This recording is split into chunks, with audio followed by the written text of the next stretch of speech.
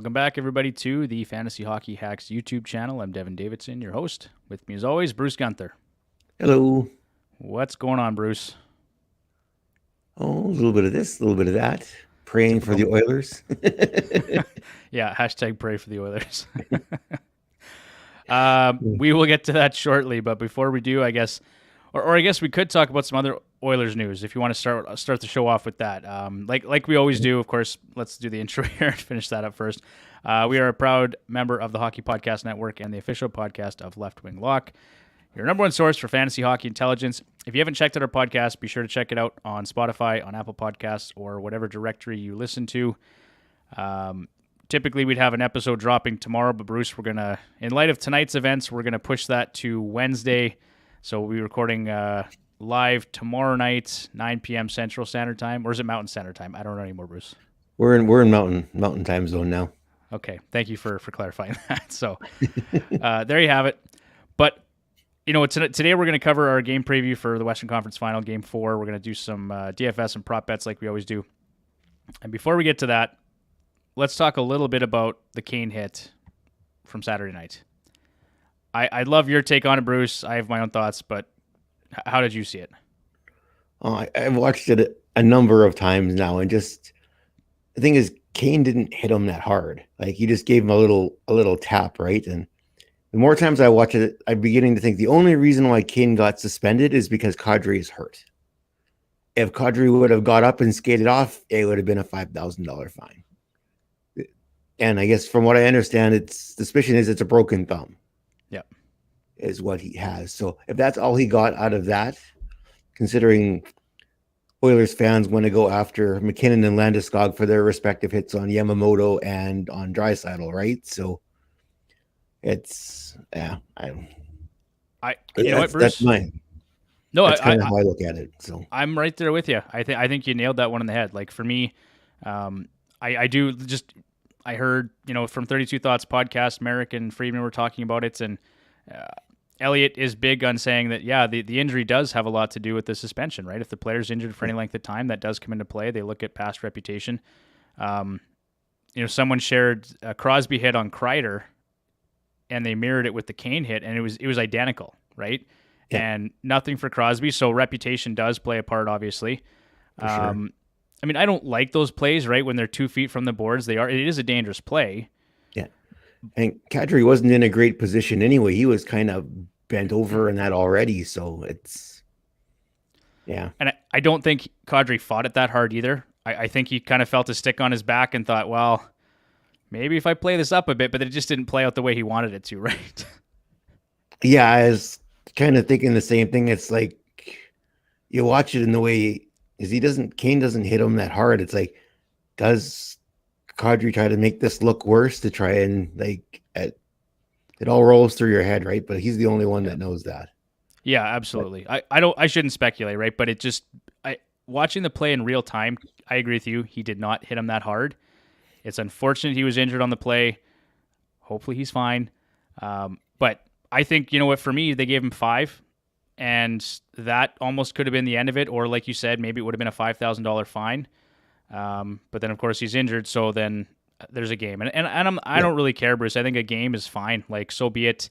But I don't think anyone should be fighting this either way. Like, a game, it is what it is. And I've heard a lot of anger from both sides on this. So, yeah, absolutely. And read a couple of commentaries too, just not even talking about the players involved, but just the hit, that type of hit in general, right? We've seen lots of it in the playoffs here where guys getting hit in the numbers and buried into the boards and stuff like that.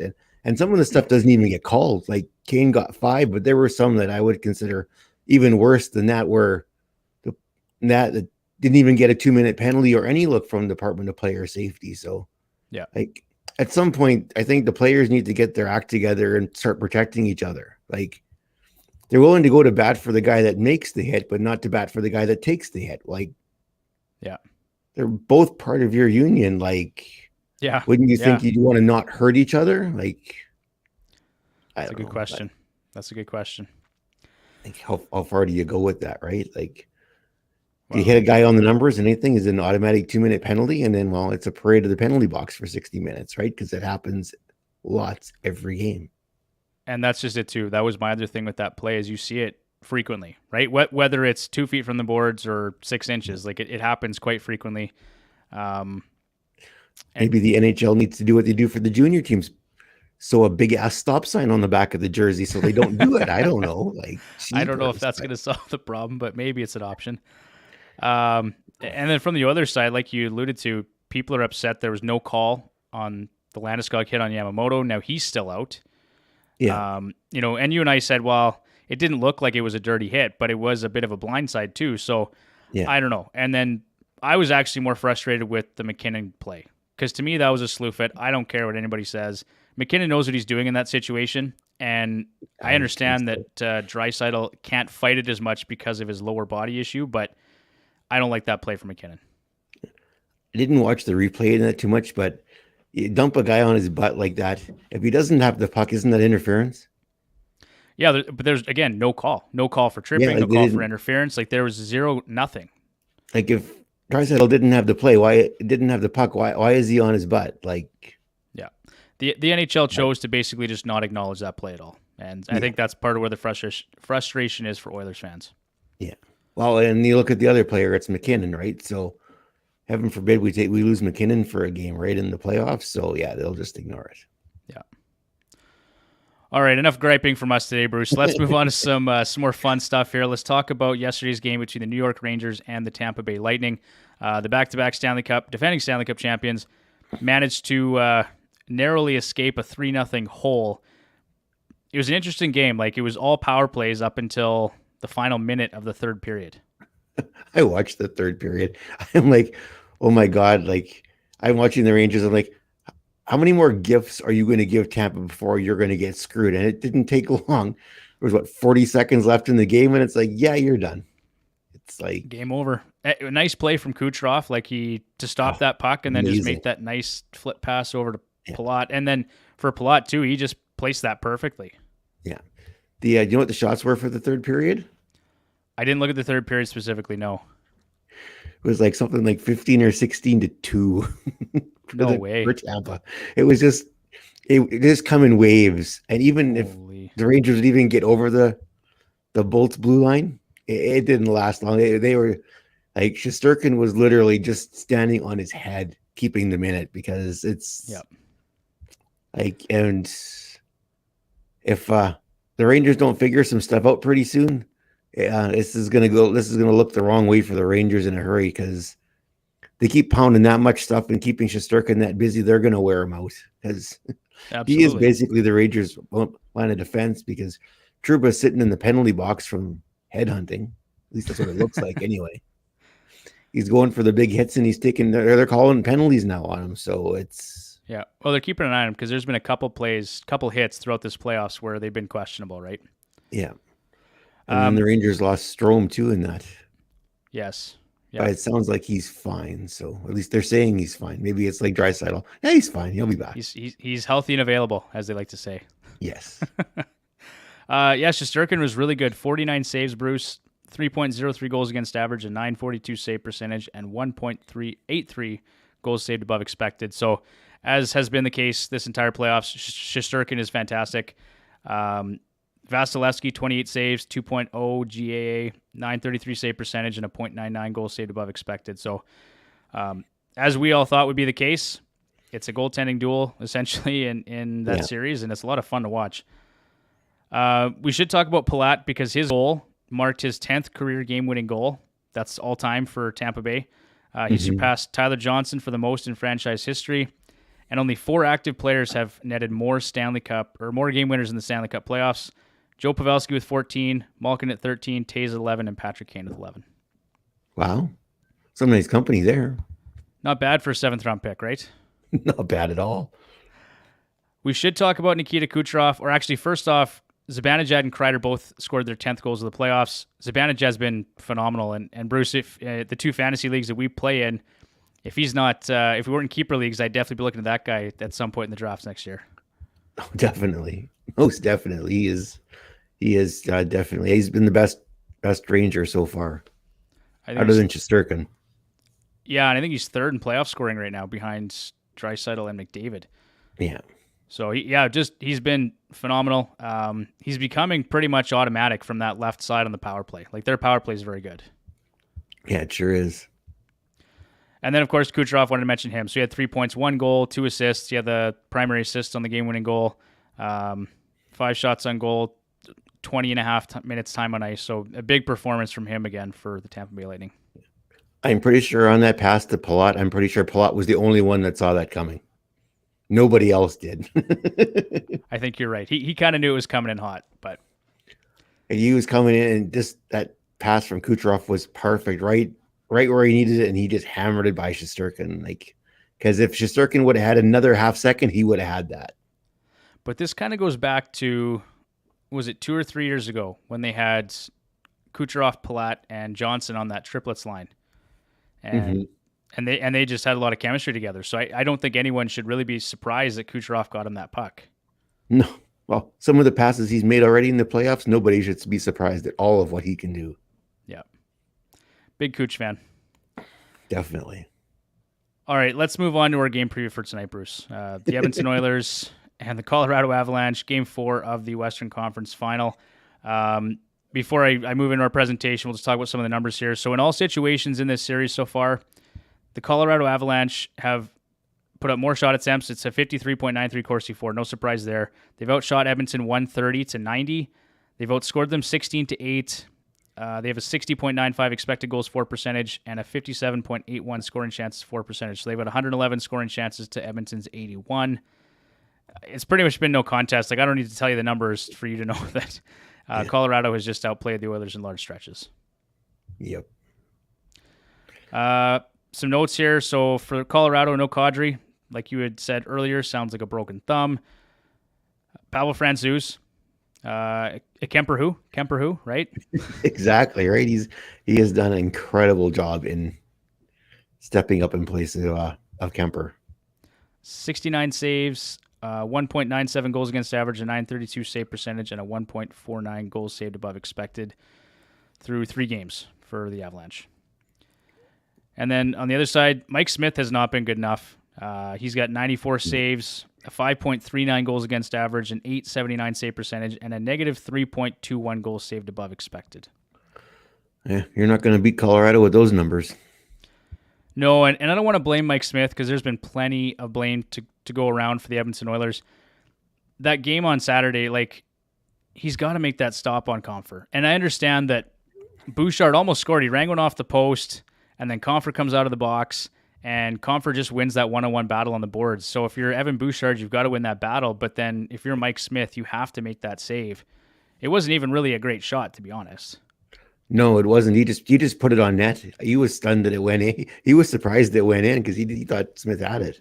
It's crazy. So, yeah. I guess the other thing here to mention, Colorado's limited McDavid to 4 points. Just 4 points through 3 games, 2 goals, 8 shots, and only 13 shot attempts and 8 scoring chances.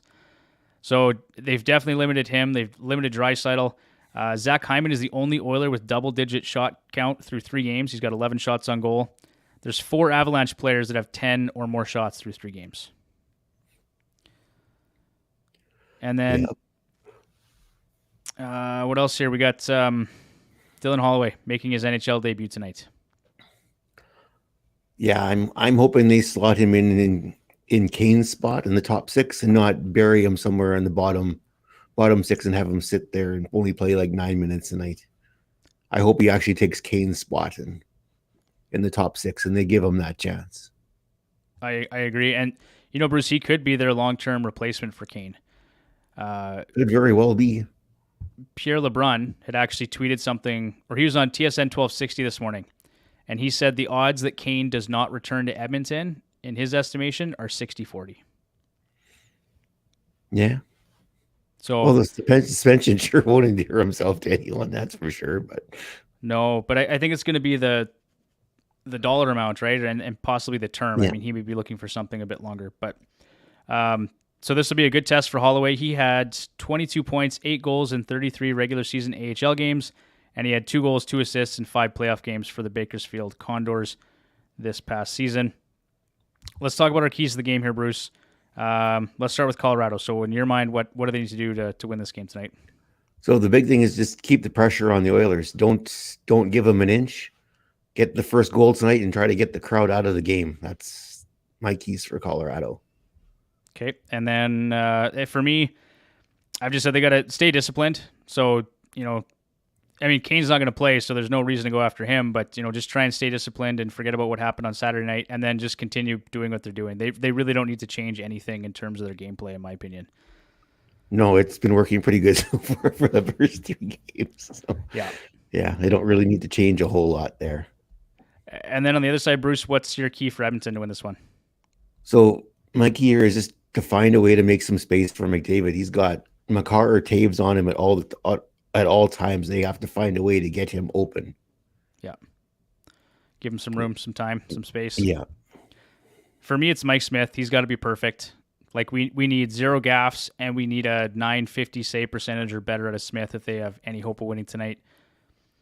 The other thing I'd mention too is special teams. So they've done a good job on the PK. Like Colorado went 0 for 5 on the penalty kill, and they killed off that big 5-minute power play on Saturday. So if they can keep that up, they'll be in okay shape. And if they can actually capitalize on the power play too, because I think their power play percentage is around 16 or 17% right now in this series.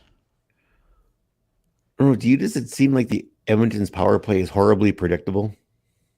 Yep, sure does. Yeah, they got to shake some things up. Like I watched a little bit of yesterday's game with Tampa and Rangers, and then watching the Oilers and Avalanche. The Avalanche and Tampa, their power play seems to be very, very similar.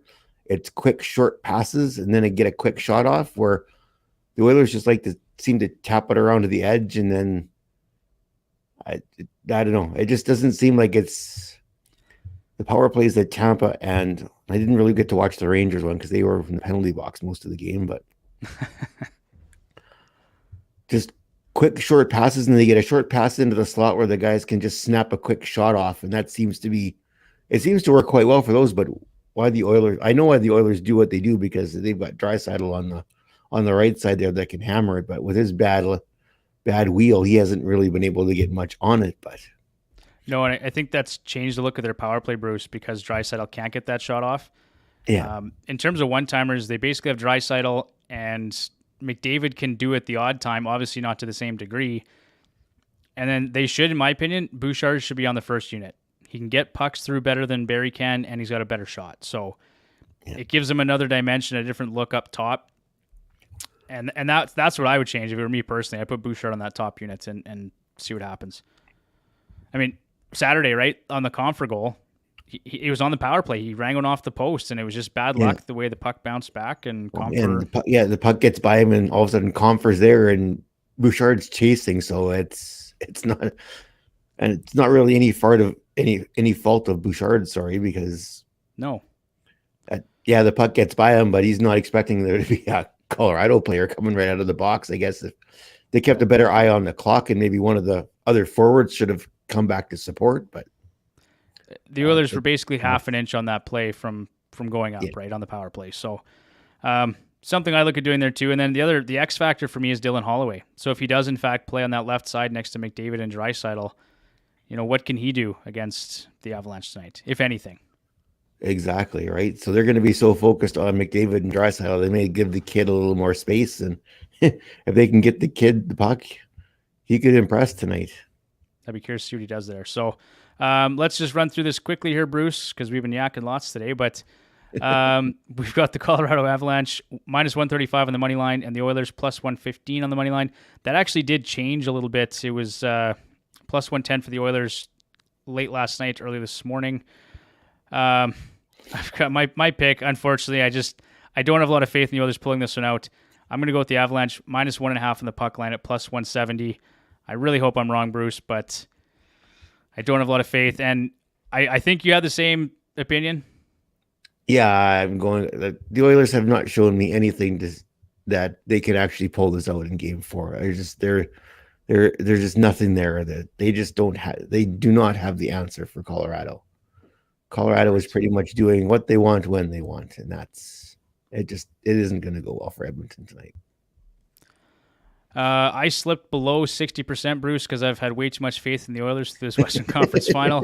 The heart sort of overwhelmed the head, I think, in this one. So my number slipped a bit. Yours dipped, I guess, a little too, 51.9%. Overall, though, Bruce, we're still better than a coin flip. Yeah. I thought the Rangers might eke one out here in Tampa, and they were 40 seconds away from sending it to overtime, but yeah, I took the Bolts. I just thought there was no way they're going down 3-0, but it was close. Very close. Okay, let's talk about prop bets, starting with our shot props. I've got Mikko Rantanen here, over 3.5 shots on goal at plus 130. I just figured this out last night. He's averaging 5 shots on goal and 6.5 shot attempts per game in the Western Conference Final. He had 8 shots on goal in Game 3.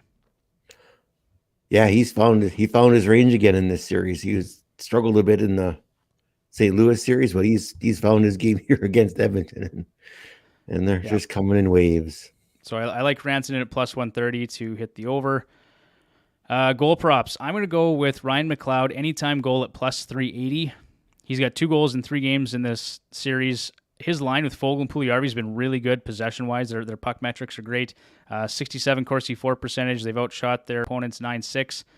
They're even at goals, 1 apiece, but an 84.10 expected goals for percentage.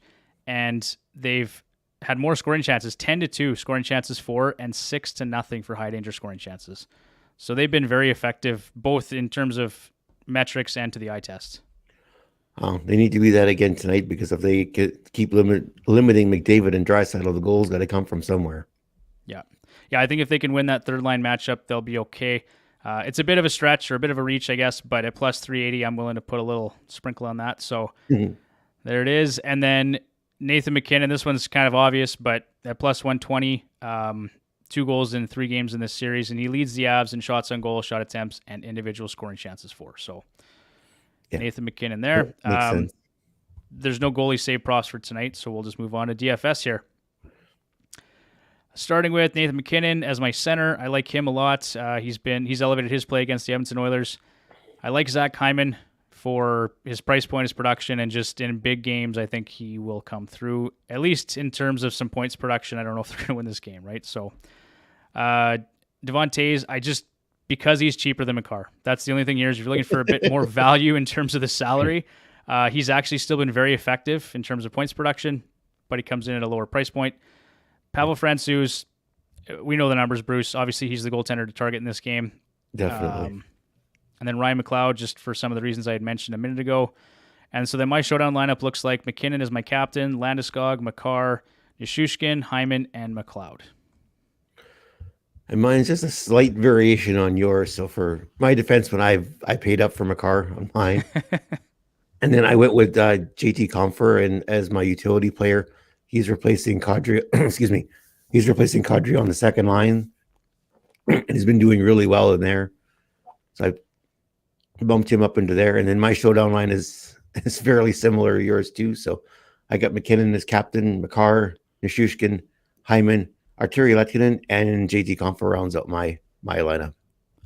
I really like Compher for tonight, Bruce, actually, and you're right, because he played, I think, over 20 minutes in Game 3 with Kadri out, and he's going to probably play similar numbers again here tonight. I would think so, yes. They were really impressed with how he played in Game 3. Yeah, for sure.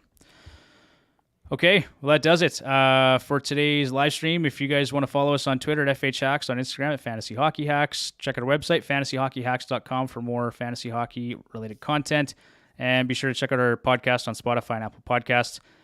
And, of course, don't forget to subscribe to our YouTube channel. We'll be doing these live streams every weekday throughout the playoffs. And, Bruce, we'll see you again tomorrow. Sounds good. See you then. Take care. Bye.